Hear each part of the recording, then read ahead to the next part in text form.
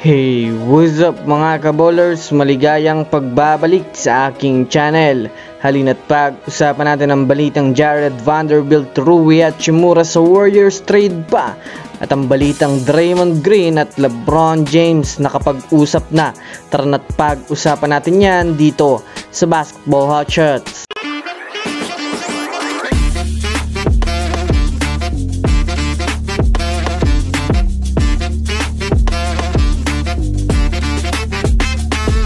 Una nga muna tayong dumako mga kabowlers sa naging laro ng Boston Celtics kontra sa kupunan na mainit ngayon, itong Oklahoma City Thunder. Well, bago pa man nga po mga kabowlers magsimula ang laro ay marami nga pong excited na mapanood ito dahil na rin mga kabowlers sa pareho nga itong malakas na team ngayon sa liga. Nangunguna nga po sa Eastern Conference ang Celtics habang nasa ikadalawang pwesto naman nga po ang Oklahoma City Thunder sa Western Conference. First quarter pa lang nga po mga kabowlers nang mainit na nga po ang sagutan ni Shai Gilgeous-Alexander at itong si Kristaps Porzingis. Sunod-sunod nga po ang atake ni SGA habang mainit naman kagad sa shooting itong si Kristaps Porzingis. Second quarter naman nga po mga kabowlers nang mahigpit na ang pinakitang depensa ng Boston Celtics sa OKC. Kasabay na rin dyan mga kabowlers nang uminit na din si Jason Tatum at si Jaylen Brown kaya medyo nakalamang nga po ng konti ang Celtics. Pagdating naman ng third quarter mga kabowlers ay dito na nga po medyo lumamya ang depensa ng Celtics na siya namang sinamantala ni SGA upang makahabol at makakalamang sa Celtics.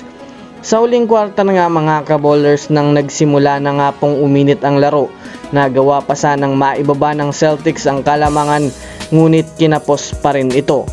Nagtapos nga ang laro mga kabowlers sa score na 127-123. Nakapagtala sana si Kristaps Porzingis at Jason Tatum ng 30 points at 34 points ngunit hindi pa rin sapat sa pangunguna ni SGA ng 36 points na masasabi nating naging sapat nga ito upang mapatumba ang Celtics.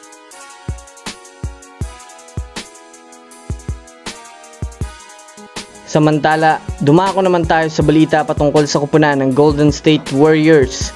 Well, alam naman nga po natin sa ngayon mga kabowlers na mainit ang trade talks kay Draymond Green ng mga nakaraan.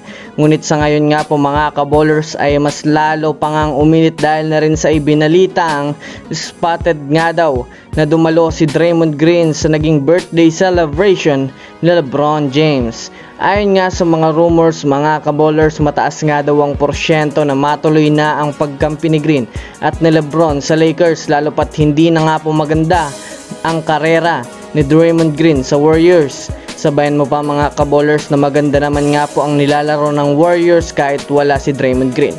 Pag natuloy nga po mga kabowlers ang pagpunta nito sa Lakers ay matatanggap naman ng Warriors sina Jarred Vanderbilt at Rui Hachimura dahil itong dalawa nga po ang mag-fit sa kontrata ni Draymond Green. Sa sitwasyon nga po ni Green mga kabowlers ay masasabi nating wala na nga pong kasiguraduhan na mananatili pa ito sa Warriors. Kaya sa mga fans ng Warriors dyan, ano sa tingin nyo mga kabowlers? Pag-usapan na natin yan sa comment section.